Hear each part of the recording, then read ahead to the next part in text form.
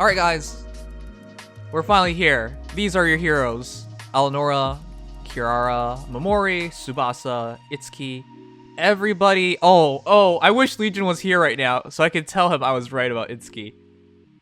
Actually, am I really right about... I guess I'm more right than wrong. How about that? Because I didn't believe Itsuki would be quick. So there's that. Tsubasa's as we expected. Mamori is exactly as I expected. What up? Jesus. Mamori is going to be the best defensive hero in the game. At least green hero. Saying overall nowadays is really, really difficult. And then Kiria. Oh my goodness. We were right about Kiria. Oh god. I'm sorry. 41 attack base. What is that monstrosity? Eleonora is at 37 attack. Okay. This is absolute insanity. Every hero here is insanely good. So this time I'm doing this solo. It'll probably be a bit quicker, but it'll be a bit messier. So I hope you guys know that. Let's start, shall we? Our first hero is Eleonora, and it's now been confirmed her bow is wrong. Her bow essentially is Fire Sweep bow, and it only triggers when she outspeeds her opponent. But will she outspeed her opponent? Yeah, she's gonna outspeed her opponent. Eleonora's stats are as follows: 42 HP, 37 attack, 38 speed, 25 defense, 24 res. She has 38 speed base. Her bow adds 3, so she's automatically at 41 speed. Additionally, she has attack speed push 4, which adds another 7 attack and 7 speed. So essentially she has 48 speed and 51, 58 attack. Eleonora is actually now, I have to say, probably the best fire sweep archer we have in the game, owing to that she has an improved fire sweep weapon and the fact that, you know, she can counterattack. Anyways, her BST is 166. She has a super boon in attack and speed. So let's make this clear. When she attacks, guys, she has 58 attack and 48 speed. All she needs is to outspeed her opponent to trigger her effect of fire sweep. So if she outspeeds her opponent, they cannot attack her. They cannot counterattack her. So she is really, really good. Now the thing is, she's 166 BST, which I find a bit peculiar, considering the fact that Norn reaches 170 with a merge, and we have 170 BST archers, is what I'm trying to say. Okay, our first talk will be legendary Alm. Yeah, we really can't talk about any archers in this game, especially their colors, without talking about Alm first. Alm is 162 BST. Eleonora has a 4 BST advantage. Additionally, she has a 1 point advantage on speed over Alm. So Alm has 37 attack, Eleonora has 37 attack. Eleonora has 38 speed, Alm has 37 speed.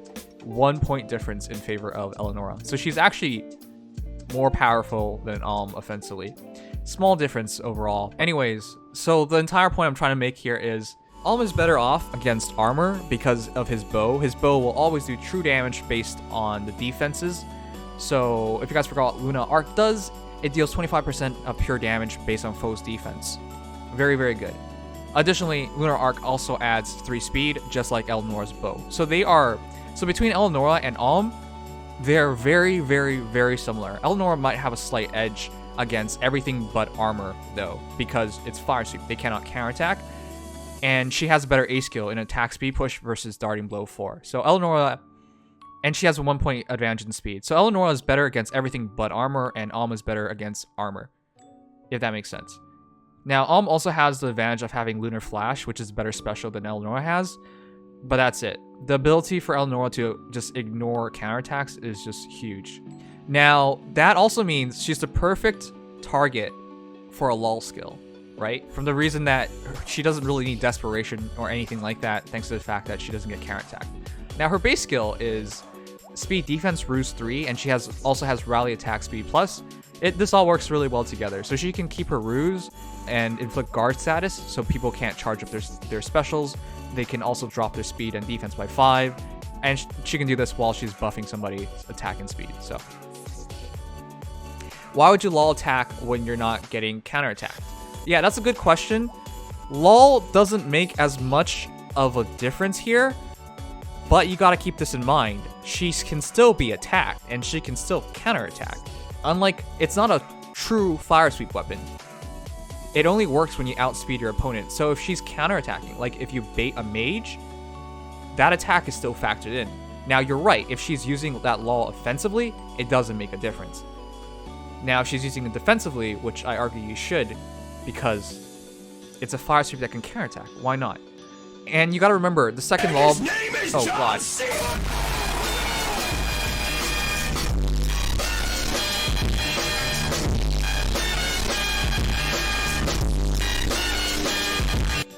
Okay, whoever that was, thank you for your donation.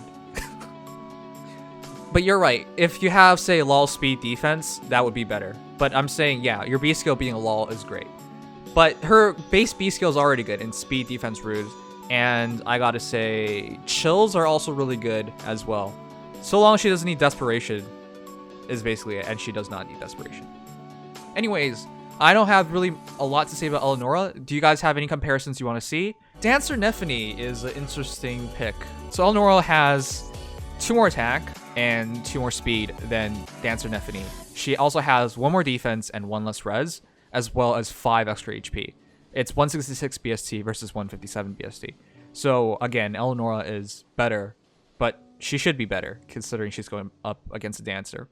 And for Story Nephany, I would have suggested going Brave Bow or Fire Sweep Bow because she doesn't have a unique bow. But honestly, if Dancer Nephany goes Fire Sweep Bow, Eleonora would do a way better. I just explained, Bridal Cordy is the same thing as Story Nephany, except worse, 1 less speed and worse defensive stats. So anyways, fantastic cure all around. Yeah, I don't really have anything to say. She's just very, very good. Now, if you want an unfair comparison, yeah, let's go for Marth. Okay, if we're going to talk about Winter Marth, you got to keep in mind, Winter Marth has 174 BST. That's 8 more stats. Is it 8? It's 166 versus 174. Yeah, it's 8. So you got to keep that in mind. And he's also armored, so he doesn't move as well. And despite, I would argue Winter Marth is the best archer stats-wise by far. And if you look at the skills, he has some of the best skills for an archer, period. But all of that doesn't work as nearly as well just from the fact that he's armored and doesn't move as well. If you're going to be an archer, you don't want to get hit.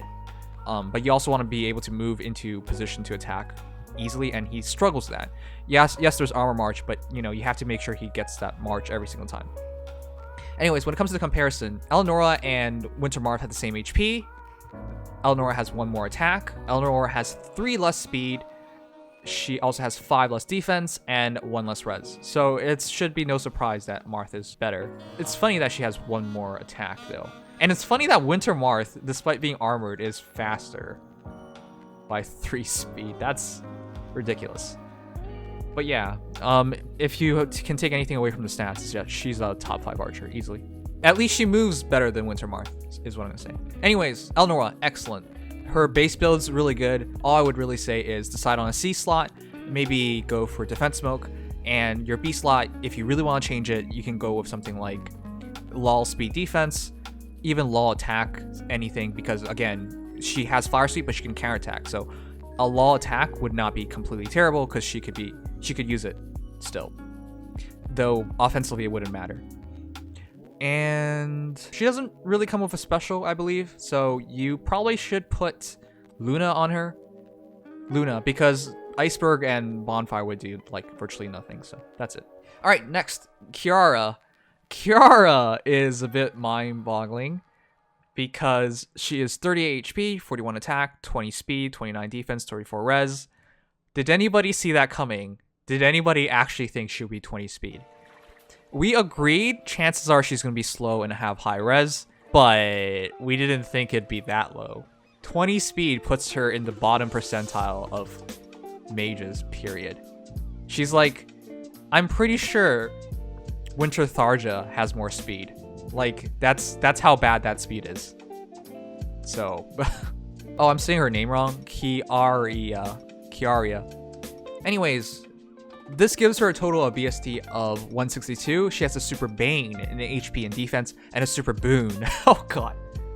She has a Super Boon in attack. But what you should be taking away is that she can reach 45 attack base, which is insane. Because she has Mirage Rod, which is 14 might, which also adds 3 attack, which also gives her attack res -6 on foes within 2 spaces. This is a passive debuff.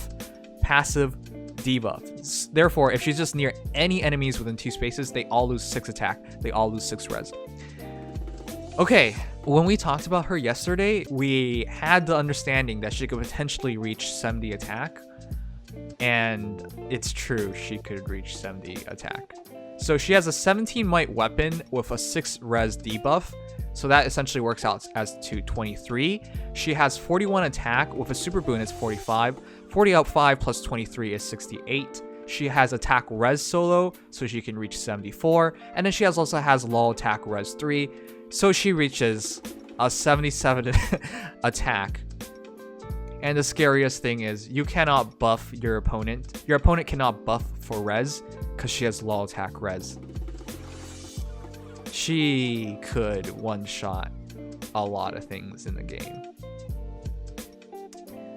I'm blown away by how powerful she is. This really changes things up because I really can't suggest you change her A or B slot because it's so good. And I really can't suggest like worrying about specials or whatnot because in a lot of situations she should just one-shot things. If it's red against green, that's a one-shot for sure. If it's red against red, that's a good chance of one-shotting. If it's red against blue, that's where she might struggle a bit. But honestly, she's so good.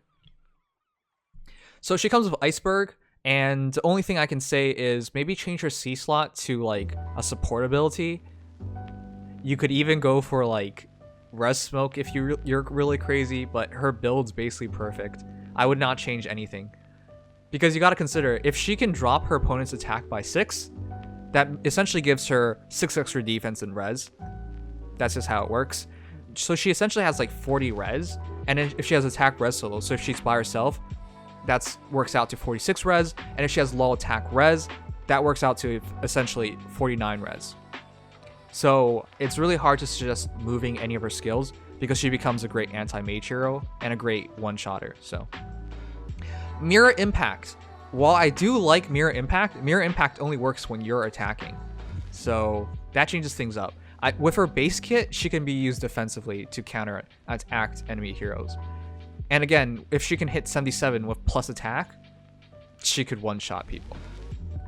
It's actually insane to me because you guys realize at plus 10 with all the flowers, Kiria will hit over 80 attack without any buffs. Like without any... If you buff her for attack or something, she can potentially reach 90 attack. Is the insanity of everything.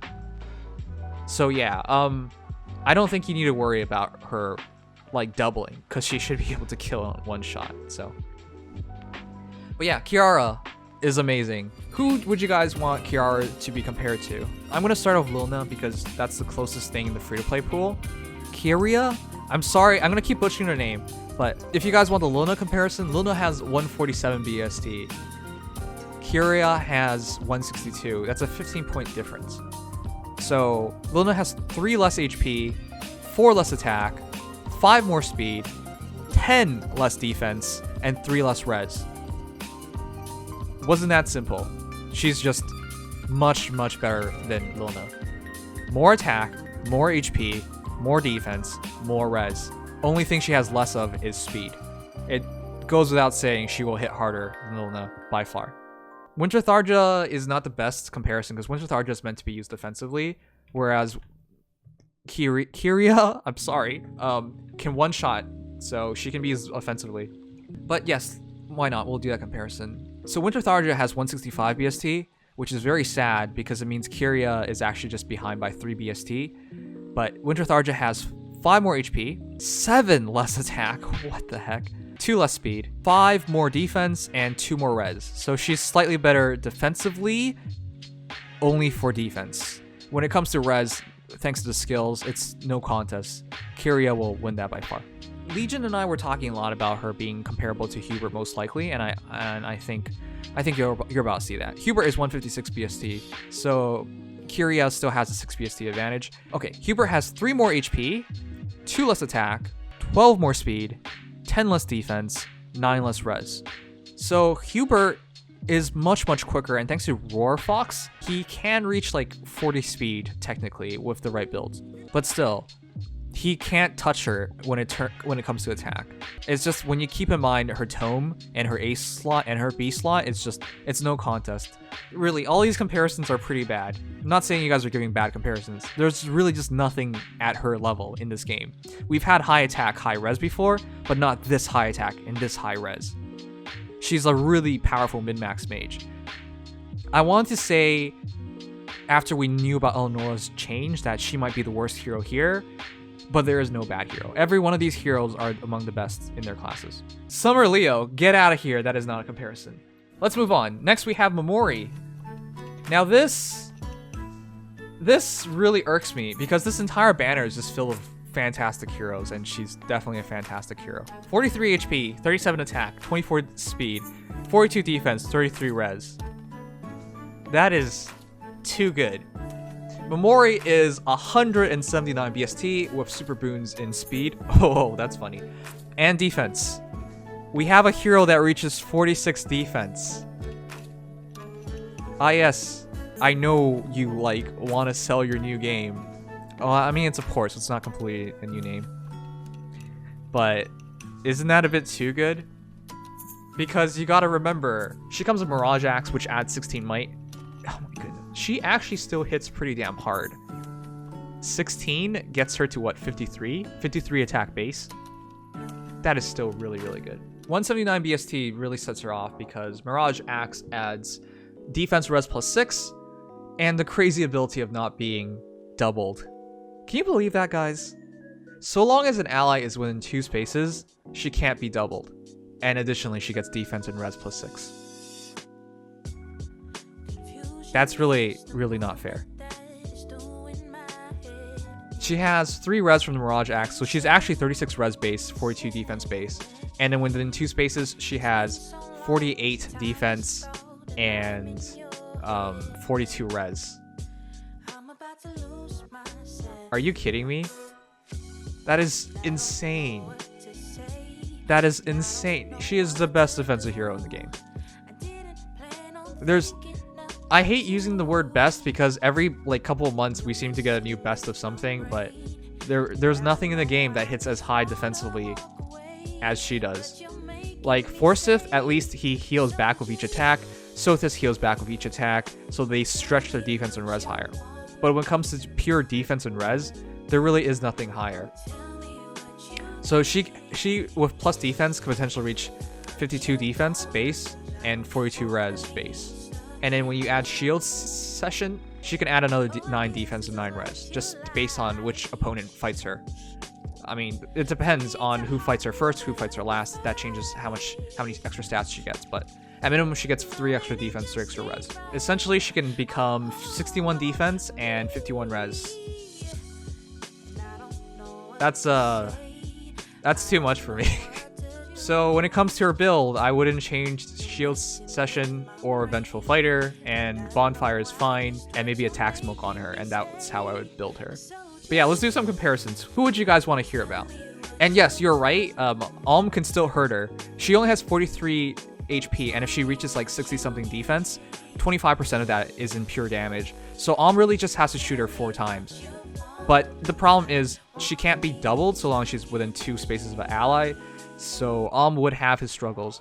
And Mamori really gets solidified because she has Shield Session.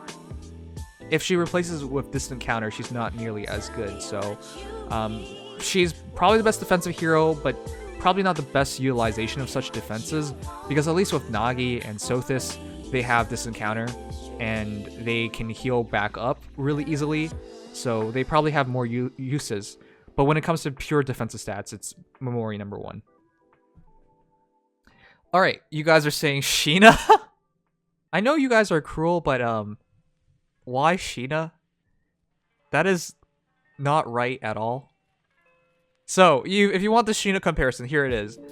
Mamori has 179 BST, she has 169 BST, a 10 BST gap. That's not really fair. Additionally, Sheena has 45 HP, Mamori has 43, so 2 advantage to Sheena, but that's about where everything ends. Because Mamori has 7 more attack, 1 less speed, 6 more defense, and the same res. Mamori is virtually completely better. She loses out on 2 HP and 1 speed for better, much better everything else. Keep in mind, Sheena has no good skills, so it's not even fair. Now, a more fair comparison is Surtur, which is what you guys have been mentioning.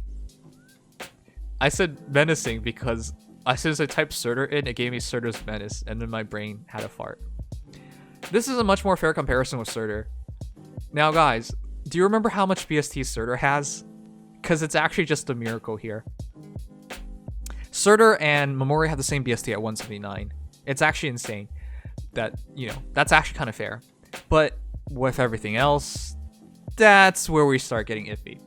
Okay, so Surtur has 50 HP over Momori's 43. Surtur has 2 more attack at 39.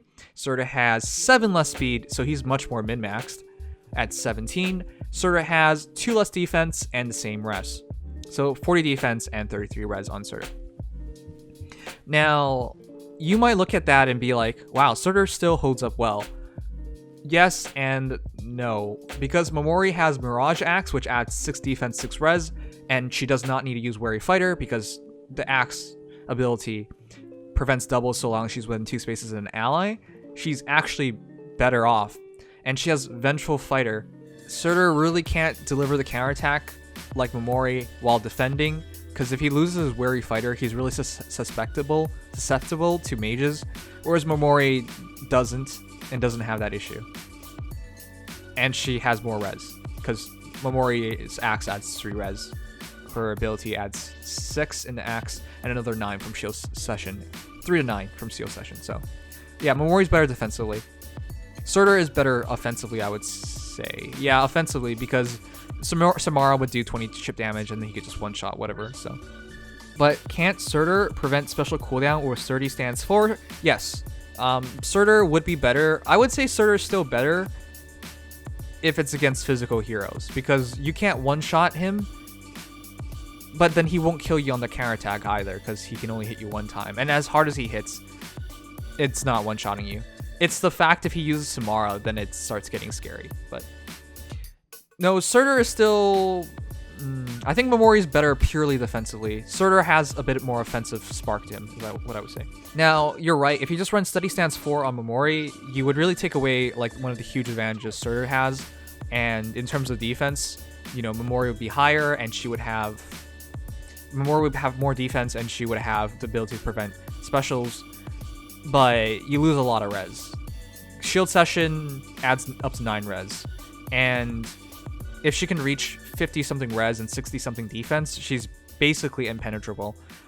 You might be able to get away with it, like, using Brave Micaiah to kill her, or you might be able to use Red Micaiah. But aside from that, like, if you keep her res super high, it's really hard to get rid of her. Okay, for Grail, 174 BST versus 179, so she has a 5 BST advantage. Grail has 4 more HP, 4 more attack, 6 less speed, 4 less defense, and 3 less res.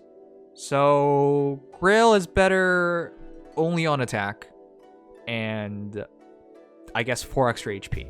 4 HP I don't really count as much of anything, especially if you have significantly more defense and res, which she does. She has more than 4 defense and 4 res advantage over Grail, so that extra HP doesn't really matter. It does matter for like panic ploys and stuff, but Grail is not a good panic ployer anyways. But yeah, so that's the comparison between Grail and Mamori. I would say Mamori's definitely better. Grail's Axe, Grail's stats, and Grail's skills are not as nearly as good. Again, Grail would have to use Wary Fighter, Mamori does not. Grail comes with Fury 4, which makes no sense, and Mamori has a much better A skill, so she's better than Grail. Now, Hector is a good one because Hector also has ability to prevent doubles through his axe, and he also comes with Vengeful Fighter, so they're the closest between each other.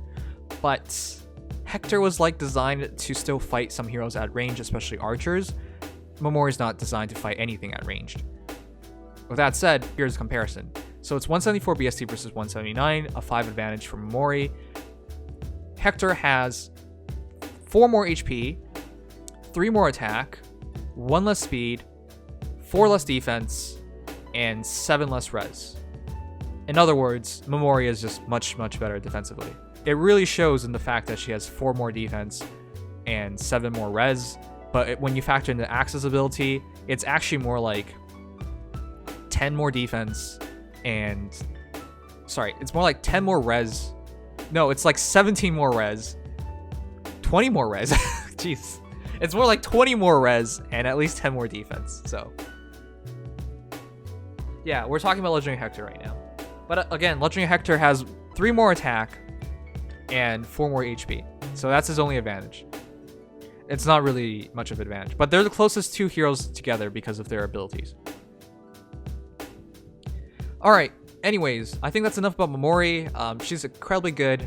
Again, I really think her build should just be keep Mirage Axe, keep Bonfire. Hell, even put on Ether on her if you really want. But Bonfire is excellent because of Vengeful Fighter. She has Sealed Sessions and Vengeful Fighter. I think you should keep those as well. There's really not better skills. Fortress Defense Res or something could technically be better. It's more consistent, but Shield Session she already has and adds at least a minimum of 3 more defense and 3 more res. So you're really sacrificing and paying a lot extra for like 2 more defense, 2 more res at the cost of 2 more attack. And of course you have to fodder off a good hero. Or, I mean, Cliff. I just remembered. Nobody reminded me. I remembered. But yeah. Aside from that, I would put Attack Smoke on her. If you ever get off that Attack Smoke, she should basically be invincible. So that's why I think. Anyways, moving on. Tsubasa.